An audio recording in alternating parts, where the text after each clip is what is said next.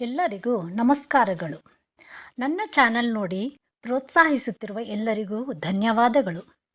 ಇಂದಿನ ಚಿಕ್ಕ ಕಥೆಯ ಸಂದೇಶ: ಸದಾ ಸಕಾರಾತ್ಮಕ ದೃಷ್ಟಿ ನಮ್ಮದಾಗಿರಲಿ. ಒಮ್ಮೆ ಇಬ್ಬರು ಗೆಳೆಯರು ಕೆಲಸ ಮುಗಿಸಿ ತಮ್ಮ ಊರಿಗೆ ಕಾಡಿನ ದಾರಿಯಲ್ಲಿ ಹೊರಟಿದ್ದರು.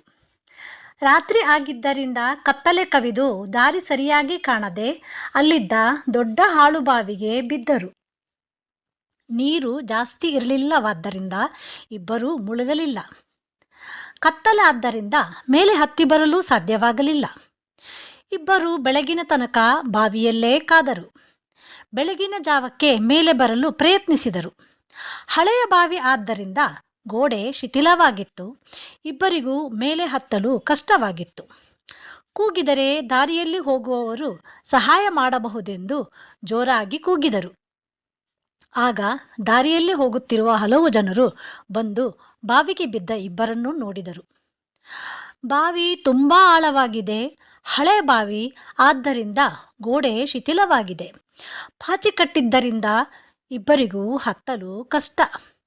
ಮೇಲೆ ಎತ್ತಲು ನಮ್ಮಿಂದ ಸಾಧ್ಯವಾಗದು. ಇಬ್ಬರನ್ನು ದೇವರೇ ಕಾಪಾಡಬೇಕು. ಹೀಗೆ ಜನರು ಒಬ್ಬರಿಗೊಬ್ಬರು ಗಟ್ಟಿಯಾಗಿ ಮಾತನಾಡಲು ಶುರು ಮಾಡಿದರು. ಜನರ ಮಾತುಗಳು ಬಾವಿಗೆ ಬಿದ್ದವರಿಗೆ ಚೆನ್ನಾಗಿ ಕೇಳಿಸುತ್ತಿತ್ತು. ಇಬ್ಬರೂ ಮೇಲೆ ಬರಲು ತುಂಬ ಪ್ರಯತ್ನ ಮಾಡುತ್ತಿದ್ದರು. ಬಾವಿಯಲ್ಲಿದ್ದ ಒಬ್ಬನು ಜನರ ಮಾತುಗಳನ್ನು ಕೇಳಿ ತುಂಬ ಬೇಸರಪಟ್ಟನು. ಮೇಲೆ ಹತ್ತುವ ಪ್ರಯತ್ನ ನಿಲ್ಲಿಸಿ ದುಃಖಪಡುತ್ತಾ ಕುಳಿತನು. ಇನ್ನೊಬ್ಬನು ಶತಪ್ರಯತ್ನ ಮಾಡಿ ಸಾಹಸದಿಂದ ಹತ್ತಿ ಮೇಲೆ ಬಂದನು. ಅಲ್ಲಿದ್ದ ಜನರಿಗೆ ಅವನ ಧೈರ್ಯ ಮತ್ತು ಸಾಹಸ ಕಂಡು ಆಶ್ಚರ್ಯವಾಯಿತು.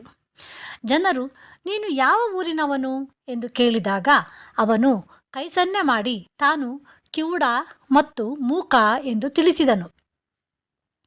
ಸ್ನೇಹಿತರೆ, ಒಬ್ಬನು ಜನರ ನಕಾರಾತ್ಮಕ ಹಾಗೂ ನಿರಾಶೆ ಮಾತುಗಳಿಂದ ತನ್ನ ಪ್ರಯತ್ನ ನಿಲ್ಲಿಸಿ ಹತಾಶೆಗೆ ಒಳಗಾದನು. ಆದರೆ ಇನ್ನೊಬ್ಬ ಕಿವುಡನಿಗೆ ಜನರ ನಿರಾಶೆ ಮಾತುಗಳು ಕೇಳಿಸಲೇ ಇಲ್ಲ. ಆದ್ದರಿಂದ ಅವನು ತನ್ನ ಪ್ರಯತ್ನದಲ್ಲಿ ಸಫಲವಾದನು. ನಮ್ಮಲ್ಲಿ ಮನೋಬಲ ಮತ್ತು ಆತ್ಮವಿಶ್ವಾಸವಿದ್ದಲ್ಲಿ ನಕಾರಾತ್ಮಕ ಚಿಂತನೆಗಳಿಂದ ಮುಕ್ತವಾಗಬಹುದು. ಸಕಾರಾತ್ಮಕ ಮತ್ತು ಪ್ರೇರಕ ಚಿಂತನೆಗಳಿಂದಲೇ ಯಶಸ್ಸು ಸಾಧ್ಯ. ಆಲ್ಬರ್ಟ್ ಐನ್ಸ್ಟೀನ್ 99 ಬಾರಿ ವಿಫಲವಾದರೂ ತನ್ನ ಪ್ರಯತ್ನ ನಿಲ್ಲಿಸಲಿಲ್ಲ. 100ನೇ ಬಾರಿಗೆ ಸಫಲವಾಗಿ ಜನಪ್ರಿಯವಾದರು. ಈ ಚಿಕ್ಕ ಕತೆ ಮತ್ತು ಚೊಕ್ಕ ಸಂದೇಶ ನಿಮಗೆ ಇಷ್ಟವಾದಲ್ಲಿ ಸ್ನೇಹಿತರೊಂದಿಗೆ ಹಂಚಿಕೊಳ್ಳಲು ಮರೆಯದಿರಿ. ಧನ್ಯವಾದಗಳು.